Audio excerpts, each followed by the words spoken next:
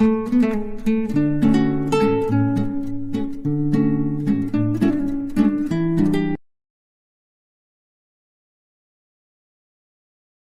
Proper amount में होने चाहिए बैलेंस डाइट में, जो आपकी बॉडी को रिक्वायर्ड है। नेक्स्ट क्वेश्चन है कि what do you mean by the food and nutrition. तो इस क्वेश्चन का आंसर है कि जो food is a mixture of various substance which essential for life. Food जो है वो एक मिक्सचर है बहुत सारे सब्सटेंस का, जो हमारी लाइफ के लिए बहुत ज़्यादा एसेंशियल है, ठीक है। और न्यूट्रिशन एक डायनामिक प्रोसेस है जो हमारी बॉडी में होता है, जो हमें हेल्दी बनाता है, जो हम फूड कंज्यूम करते हैं। न्यूट्रिशन बेसिकली आप लिख सकते हैं एग्ज़ाम में कि न्यूट्रिशन एक ऐसा प्रोसेस है जिससे जो हम फूड से अपने न्यूट्रिएंट्स लेते हैं वो ऑब्जॉर्ब होता है हमारी बॉडी में। ऐसा प्रोसेस न्यूट्रिशन कहलाता है। Let's go to next, what are carbohydrates. तो कार्बोहाइड्रेट क्या होता है? तो कार्बोहाइड्रेट एक कंपाउंड होता है कार्बन, हाइड्रोजन एंड ऑक्सीजन का। इसके सोर्स क्या हैं आप लिख सकते हैं पेपर में, फ्रूट्स, मिल्क, वेजिटेबल, पल्स, बाजरा, राइस, केक और बहुत सारे हैं जो आप लिख सकते हैं अगर आपको एक्स्ट्रा लिखने हैं तो। फंक्शंस, तो जो कार्बोहाइड्रेट होता है उसका मेन फंक्शन होता है एनर्जी आपकी बॉडी को देने के लिए, आपके ब्रेन के लिए, नर्वस सिस्टम के लिए। देखिए इस जो फिज़िकल एजुकेशन होता है उसमें आपको साइंस की ज़्यादा चीज़ें नहीं लिखनी है। अगर आप बेसिकली आप पीसीबी से हो, आपको बायोलॉजी का ज्ञान है तो आप लिख सकते हैं, बट अगर आपको नहीं है तो आपको इतनी बायोलॉजिकल चीज़ें इसमें नहीं लिखनी है। अगर आप सिंपल भी लिख देते हैं कि हमारी बॉडी को एनर्जी प्रोवाइड करती है तो एग्ज़ामिनर आपको नंबर दे देगा। और कार्बोहाइड्रेट आपको जो एनर्जी प्रोवाइड करता है, तो देखा है ना आपने, जब भी आपकी स्कूल की प्रेयर होती है तो अगर कोई बच्चा बेहोश हो जाता है तो मैम उसे ग्लूकोज देती है, जो कार्बोहाइड्रेट होता है, जो ग्लूकोज होता है उसमें कार्बोहाइड्रेट होता है जो हमारी बॉडी को एनर्जी प्रोवाइड करता है, instant energy. Next, why does the weight lifter diet include lots of proteins.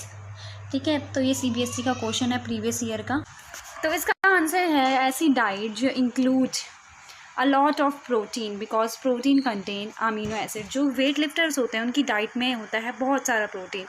जो प्रोटीन होता है उसमें अमीनो एसिड्स होते हैं जो ज़रूरत होती है वेट लिफ्टर को बॉडी बिल्ड करने के लिए या मसल बिल्डिंग के लिए, उनकी स्ट्रेंथ को इंक्रीज़ करने के लिए, और ये बहुत ज़रूरी होती है वेट लिफ्टिंग के लिए, हमें पता ही है।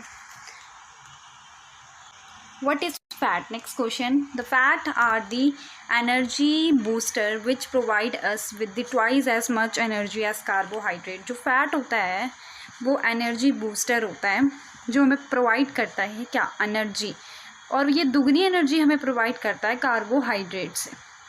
We can store extra fat in the body to be used later.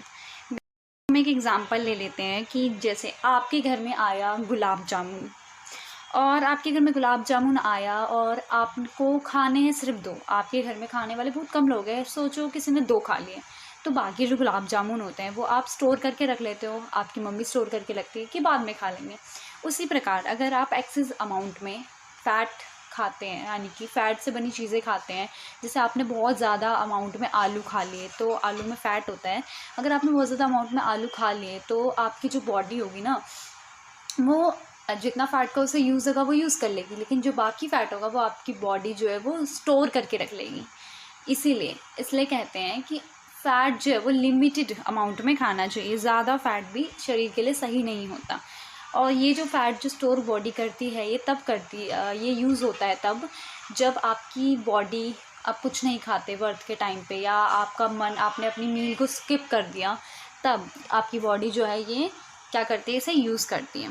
ठीक है, नेक्स्ट है what is micro nutrition, what is micro nutrients.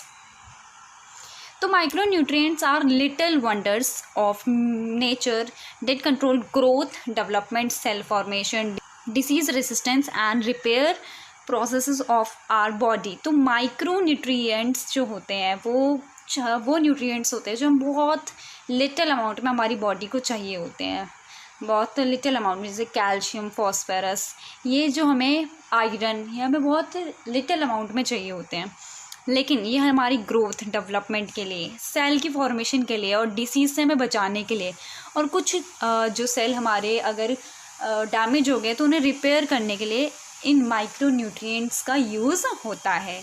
तो व्हाट इज़ विटामिन्स? तो विटामिन्स क्या होते हैं? तो vitamins are the compounds of carbon which essential for normal growth working of the body. जो विटामिन्स होते हैं वो कंपाउंड्स होते हैं कार्बन के, जो हमें ज़रूरत होती है उसकी नॉर्मल ग्रोथ के लिए और हमारी बॉडी को काम करने के लिए, नॉर्मल ग्रोथ के लिए हमें उसकी ज़रूरत होती है। ये हमें बहुत छोटे अमाउंट में, छोटी क्वांटिटी में चाहिए होते हैं हमारी बॉडी को। ये हमारे इम्पॉर्टेंट जो विटामिन है वो है A, C, D, E, K और इनके जो B होता है उसके 6 कॉम्प्लेक्सेस होते हैं, B1, B2, B3, B5, B6 और B12। Next question, in list 2 source of calcium and iron separately.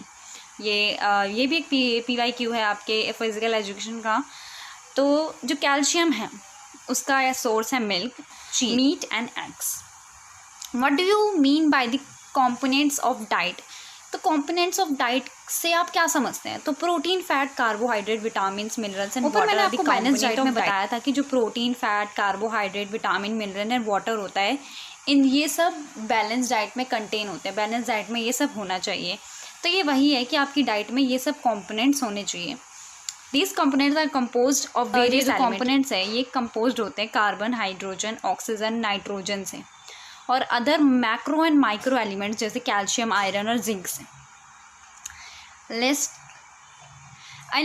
2 non nutritive component of diet. Non nutritive component हमारी डाइट के, जैसे पहला है कलर कंपाउंड्स और फ्लेवर कंपाउंड्स। तो देखो, नॉन न्यूट्रिटिव कंपोनेंट्स वो कंपोनेंट्स होते हैं जिनमें हमें कोई न्यूट्रिशन नहीं मिलता पर ये हमारी डाइट में होते हैं। जैसे बहुत लोग होते हैं जो जलेबी में या गुलाब जामुन में कलर देने के लिए इसमें कलर डाल देते हैं या फ्लेवर के लिए फ्लेवर डाल देते हैं एक्स्ट्रा। तो ये जो चीज़ें हैं ये नॉन न्यूट्रिटिव है, इससे कोई न्यूट्रिशन नहीं मिलता हमें। Defined food supplements. Food supplement क्या होता है? तो फूड सप्लीमेंट होता है जिसमें हमारे vitamins, minerals, herbs, amino acids, enzymes होते हैं जो हमें प्रोवाइड करते हैं। ऐसे फूड सप्लीमेंट जो हमें ये सब प्रोवाइड करते हैं और अदर बेनिफिशियल सब्सटेंस जैसे सॉफ्ट जेल्स, कॉप्स और टैबलेट्स।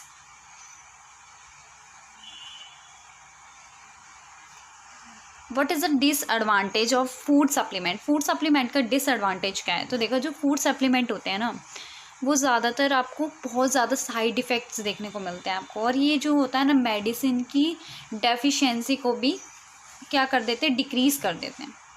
अब देखो, डाइट सप्लीमेंट का यूज़ अगर हम हैवी डोज में करें लॉन्ग ड्यूरेशन तक तो हमारे को क्या देखने को मिलता है, हमें कौन सी प्रॉब्लम होती है, ये आपको इस क्वेश्चन में बताना है विद द 2 सुटेबल एग्जाम्पल। तो डाइटरी सप्लीमेंट अगर हम ज़्यादा हैवी डोज में लेते हैं तो ये हमारे लिए टॉक्सिक हो जाता है। इसके हमें बहुत सीरियस साइड इफ़ेक्ट्स देखने को मिलते हैं। जैसे फॉर एग्जांपल, अगर विटामिन ए आपने ज़्यादा हैवी डोज में ले लिया तो ये आपके लीवर को डैमेज कर देगा, आपका विज़न को ब्लर्ड कर देगा, हेडेक होगा, बोन पेन होगा और आपको नोज़िया हो जाएगा। हैवी डोज ऑफ आयरन से आपको डाइजेस्टिव प्रॉब्लम्स हो सकती हैं।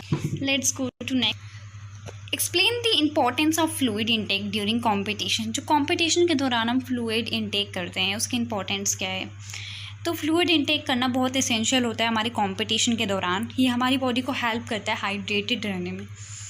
जो हम फूड इनटेक करते हैं ये required fluid intake requirement depends upon the duration of events as explain below.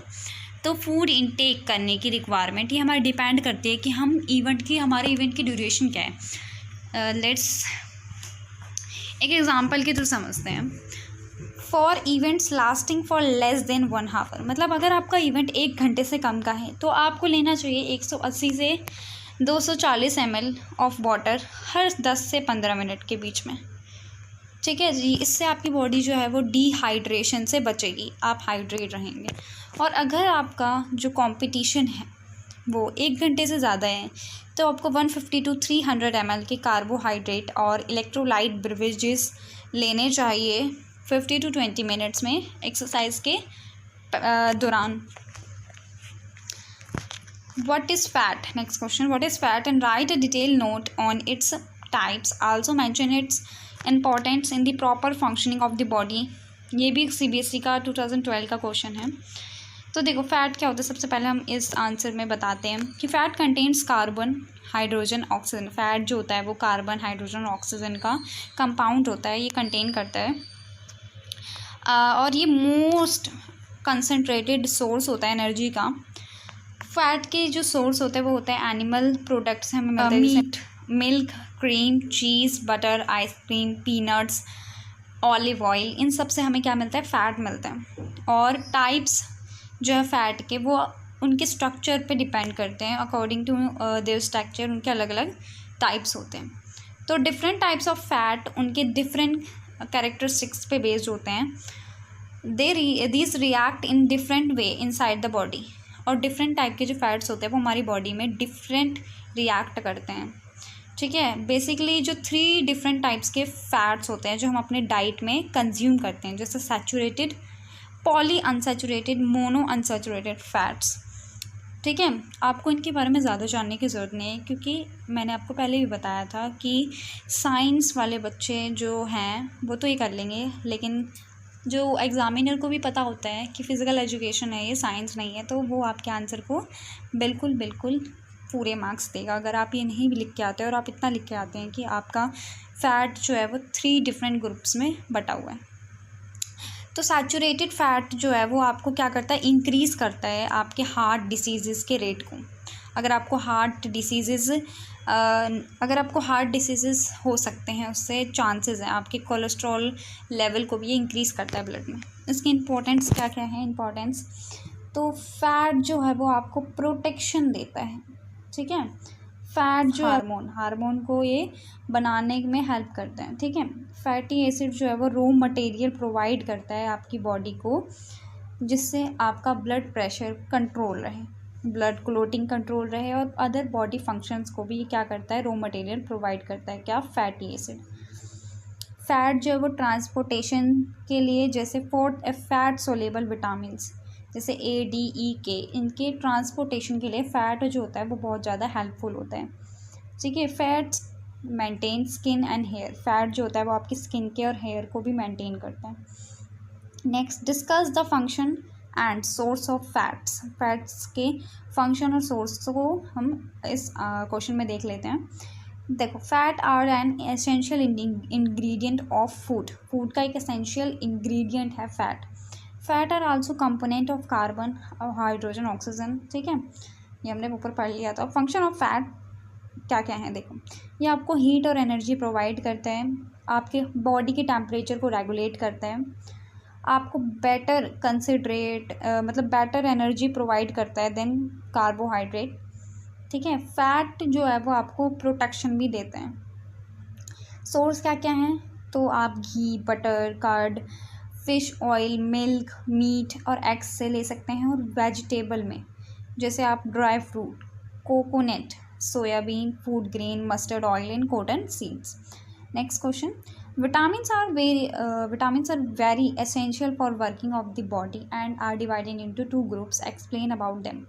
जो विटामिन है वो बहुत ज़्यादा एसेंशियल है आपकी बॉडी की वर्किंग के लिए, and are divide into 2 groups, ये 2 ग्रुप्स में बटे हुए हैं, इनके बारे में बताइए, ठीक है। तो vitamin are the components of carbon, these protect us from various diseases and are essential for general growth development of our body. जो वेरियस होता है वो कंपाउंड होता है, विटामिन जो होता है वो कंपाउंड होता है कार्बन का, और ये हमारी बॉडी को प्रोटेक्ट करता है डिसीज़ से, हमारी को ग्रोथ कराता है, डेवलपमेंट कराता है हमारी बॉडी का। तो आपके कितने टाइप के विटामिन होते हैं, तो विटामिन होते हैं आपके A, C, D, E, K, B। A, B जो B होते हैं कॉम्प्लेक्स, उसके मैंने ऊपर बताया था कि 6 होते हैं, 6 कॉम्प्लेक्सेस होते हैं, B1, B2, B3, B5, B6, B7, B9, B12। These are 2 groups of vitamin. और यहाँ fat soluble vitamin, fat soluble vitamin जो होते हैं वो ऐसे विटामिन होते हैं जो फैट में सोलेबल होते हैं, जैसे A, D, E, K। और यहाँ पे मैं आपको बताना चाहूँगी जो हमारे A, B, C, D और E और K ये विटामिन्स होते हैं, इसमें से जो BC होते हैं ये वाटर सॉल्युबल होते हैं, ये वाटर सॉल्युबल होते हैं, और ये आपके A, D, E और K ये सब कैसे होते हैं, फैट सॉल्युबल होते हैं, ठीक है। चलिए आगे बढ़ते हैं। तो विटामिन ए नॉर्मल ग्रोथ के लिए और आपके नर्वस सिस्टम के और डाइजेस्टिव सिस्टम के प्रॉपर फंक्शनिंग के लिए काम आता है। विटामिन डी आपकी हेल्दी बोन्स के लिए और टीथ के लिए। विटामिन ई फर्टिलिटी और प्रॉपर फंक्शनिंग के ग्लैंड्स जैसे एडिनरी ग्लैंड जो होते हैं उसकी फंक्शनिंग के लिए यूज़ किया जाता है। विटामिन के जो है वो क्लोटिंग ऑफ ब्लड, अगर आपको ब्लड है कट लग गया कहीं पे तो ब्लड क्लोटिंग के लिए हेल्प करते हैं। सेकंड मैंने आपको बताया था बी और सी विटामिन जो होते हैं वो वाटर सॉल्युबल विटामिन होते हैं जो वाटर में सॉल्युबल होते हैं। These contain the elements of nitrogen and sulphur, ये नाइट्रोजन और सल्फर के एलिमेंट्स को कंटेन करते हैं। विटामिन बी का कॉम्प्लेक्स और सी इसमें आता है, मैंने आपको बता दिया था। विटामिन बी के कॉम्प्लेक्स हैं जो 6 हैं, vitamin 1, vitamin 2, vitamin 3, vitamin 4, vitamin 6, vitamin 12। ये नेसेसरी है प्रॉपर ग्रोथ के लिए और फंक्शनिंग के लिए हमारे बॉडी के ऑर्गन की। विटामिन सी जो होता है वो क्या करता है, ये लिगामेंट्स, टिश्यू और स्ट्रॉन्ग ब्लड वेसल के मेंटेन करता है। ठीक है। ब्रीफ एक्सप्लेन, नेक्स्ट क्वेश्चन पे हम चलते हैं।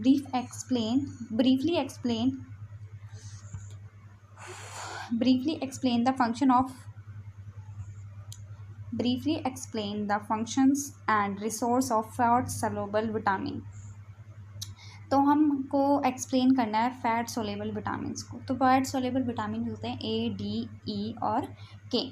तो फंक्शंस क्या क्या है जिसके देख लेते हैं। तो विटामिन ए का फंक्शन होता है, मैंने बताया था ऊपर कि नॉर्मल ग्रोथ की, हमारी बॉडी की नॉर्मल ग्रोथ के लिए ज़रूरी होता है। विटामिन ए की डेफिशिएंसी से नाइट ब्लाइंडनेस हो जाता है। ये तो एक नॉर्मल है, कॉमन डिसीज़ है, तो आपको पता, मतलब नॉर्मल पता होता है सबको। ठीक है। आल्सो अफेक्ट द किडनी, ये हमारी किडनी को, नर्वस सिस्टम, डाइजेस्टिव सिस्टम को भी अफेक्ट करता है। सोर्स क्या है, आपको विटामिन ए कहाँ से मिलेगा, मिल्क से, कर्ड से, घी, egg yolk, fish, tomato, papaya, green vegetable, orange, spinach, carrot and pumpkin. Vitamin D हमारे को ज़रूरी होता है किसकी, हेल्दी टीथ और बोन्स की फॉर्मेशन के लिए। ठीक है। अगर आपको हेल्दी टीथ चाहिए है तो, बट अगर आपको हेल्दी टीथ रखने हैं, उनको कुछ ना हो, इसके लिए आप विटामिन डी के सोर्स खाना शुरू कर दीजिए। ठीक है। जैसे एग, फिश, सनलाइट लेना शुरू कर दीजिए, वेजिटेबल्स, ठीक है, मिल्क, क्रीम, बटर। और इसकी प्रेजेंस में विटामिन डी की प्रेजेंस में हमारी बॉडी में कैल्शियम और फॉस्फोरस जो है वो अब्जॉर्ब होते हैं। ठीक है।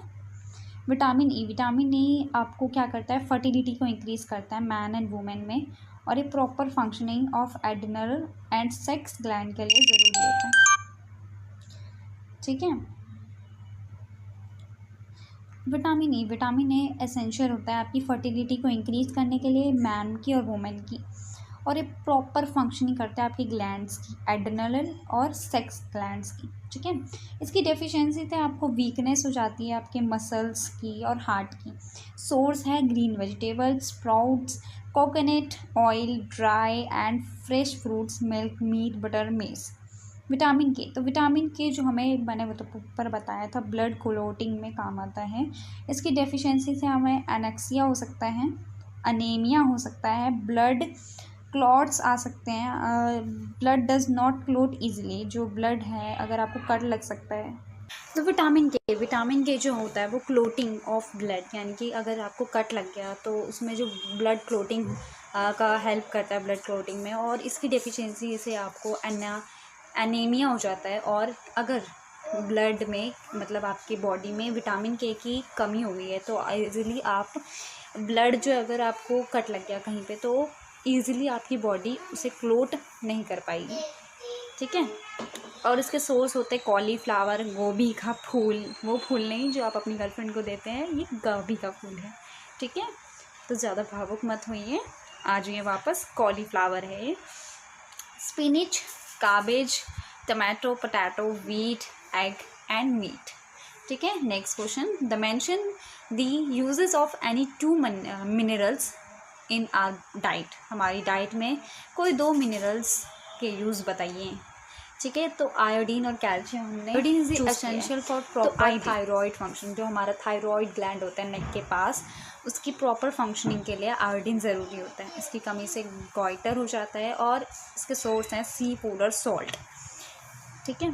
कैल्शियम जो है, कैल्शियम हेल्प करता है हमें क्या, टीथ और बोन्स की फॉर्मेशन के लिए आपको अच्छे अगर दांत करने हैं, अगर आपको अच्छे दांत चाहिए तो कैल्शियम खाएं, कैल्शियम से बनी चीज़ें खाएं। कैल्शियम कैसे खा सकते हैं आप? कैल्शियम से बनी चीज़ें।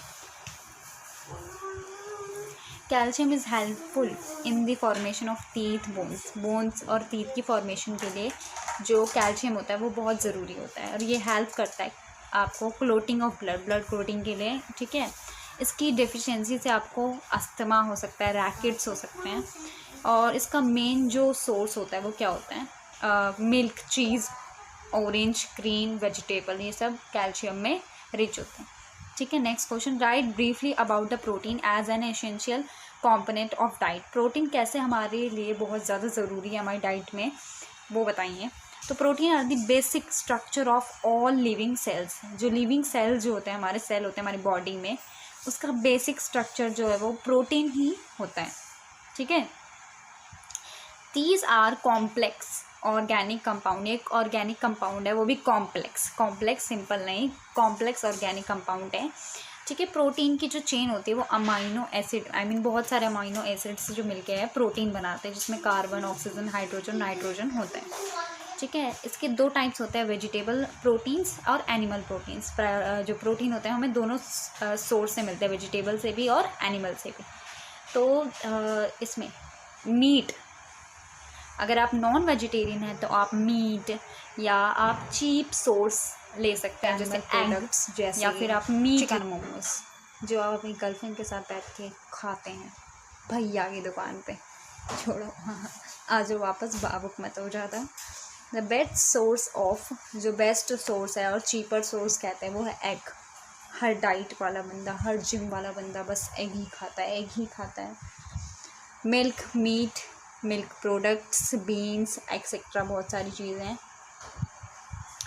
ठीक है। What is a balance diet, अभी ऊपर बताया तो था, छोड़ो दोबारा बता देती हूँ।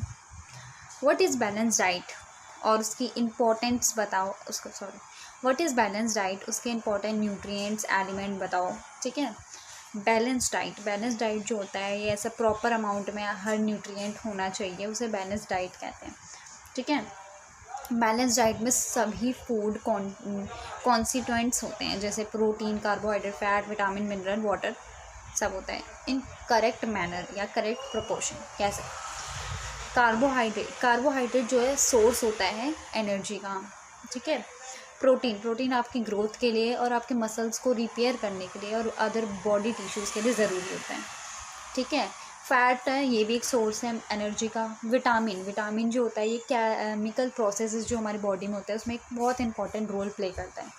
मिनरल्स जो होते हैं वो प्रॉपर ग्रोथ के लिए, फंक्शनिंग के लिए हमारी बॉडी की ज़रूरी होता है।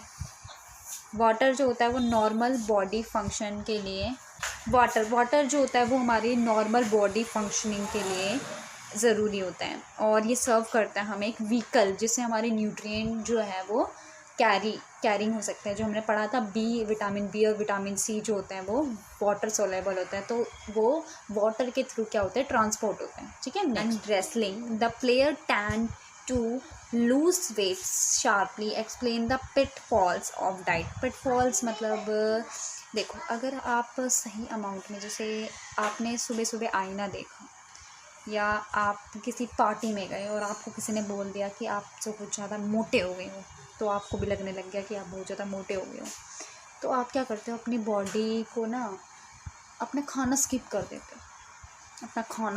हो, कहते हो आज से मैं खाना ही बंद कर देता हूँ, मोटा मैं होता जा रहा हूँ, मैं खाना ही बंद कर देता हूँ, बस एक टाइम पे खाना खाऊंगा रात को। और फिर मम्मी की उड़ती उड़ती चप्पल आती है आपके गाल पे और फिर आप दोबारा खाना शुरू कर देते हो, ठीक है।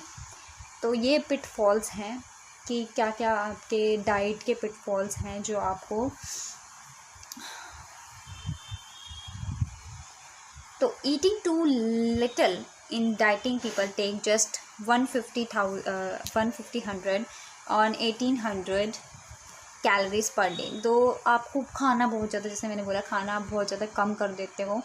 जो डाइटिंग पीपल होता है सिर्फ 1500 से 1800 कैलोरीज लेता है एक दिन में। अगर वो ऐसे ही करता रहा तो वो एक दिन बहुत पतला हो जाएगा। But this is not sufficient to meet the daily requirement, पर आपके डेली रिक्वायरमेंट के लिए बहुत ज़्यादा सफिशेंट नहीं है, बिल्कुल भी सफिशेंट नहीं है, जिसकी वजह से आपका वेट तो लूज़ हो जाएगा पर आपको हेल्थ प्रॉब्लम्स हो जाएंगी। मोर ड्रिंकिंग देन ईटिंग, अगर तुम बहुत ज़्यादा पीते हो पानी खाने से तो भी तुम्हें प्रॉब्लम हो जाएगी, क्योंकि देखो वाटर जो होता है वो नॉन न्यूट्रिएटिव होता है, उससे आपको कोई न्यूट्रिशन नहीं मिलता, पर वो बहुत ज़्यादा इंपॉर्टेंट भी होता है आपके प्रोसेसेस के लिए, ठीक है। तो खाना, अगर आप खाना नहीं खाते सिर्फ पानी पीते हो तो ये आपके लिए नुकसानदायक हो सकता है, ठीक है। In order to reduce calorie consumption, more drinking are taken like sweetened juice, sodas, tea, coffee with sugar. These increase the weight. अगर आप सोडा, टी, कॉफ़ी शुगर के साथ पीते हो तो आपका वेट बढ़ जाएगा, ठीक है। Skipping meals, not taking breakfast, lunch, dinner और प्रॉपर मील्स, अगर आप अपना खाना जो है वो स्किप कर देते हो ये सोच के कि मैं पतला हो जाऊंगा, तो ये आपके मेटाबॉलिक रेट को डिक्रीज़ कर देगा, आपकी बॉडी जो है वो क्या होने लग जाएगी, बीमार पड़ने लग जाएगी। इसके रिज़ल्ट में आपकी जो नेक्स्ट मील है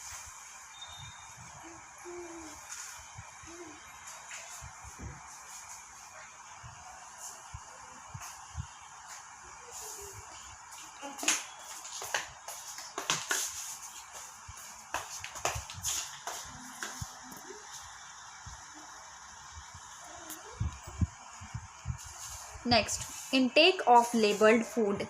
By taking food that are labeled as low fat, low sugar, low calories may not produce proper result. For example, drinking more tea with sugar free result in more intake of tea, hence greater calorie consumption. देखो हमने जैसे पढ़ा था कि ऊपर जो है T या कॉफ़ी पीने से आपको बहुत ज़्यादा, तो अगर आप सोचते हैं कि चाय या कॉफ़ी पीने से कुछ नहीं होगा, तो चाय और कॉफ़ी पीने से और कॉफ़ी को शुगर के साथ खाने से आपकी कैलोरीज कंजप्शन जो है वो बढ़ जाएगी, ठीक है।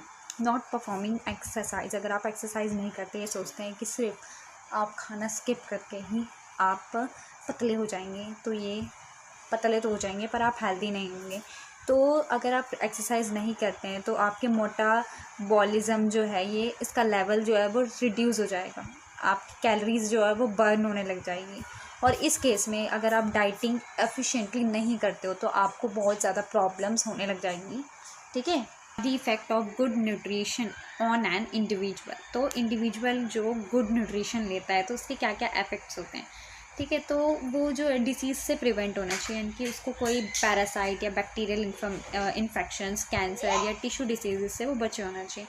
उसका जो हेल्दी वेट होना चाहिए बिल्कुल उस मेंटेन होना चाहिए उसका वेट, उसको ब्लड प्रेशर प्रॉपर होना चाहिए, उसको कोई डायबिटीज़ या हार्ट मल फंक्शनिंग नहीं होनी चाहिए, ठीक है। और वो रिलीफ होना चाहिए, एकदम स्ट्रेस रिलीफ होना चाहिए, उसको कोई भी टेंशन या स्ट्रेस नहीं होना चाहिए, ठीक है। उससे उसकी जो इम्यूनो सिस्टम है बूस्ट होना चाहिए, उसका बूस्ट होता है, ठीक है। और उसकी बॉडी जो है वो काम हो जाती है, वो रिलैक्स हो जाती है उसकी, ठीक है।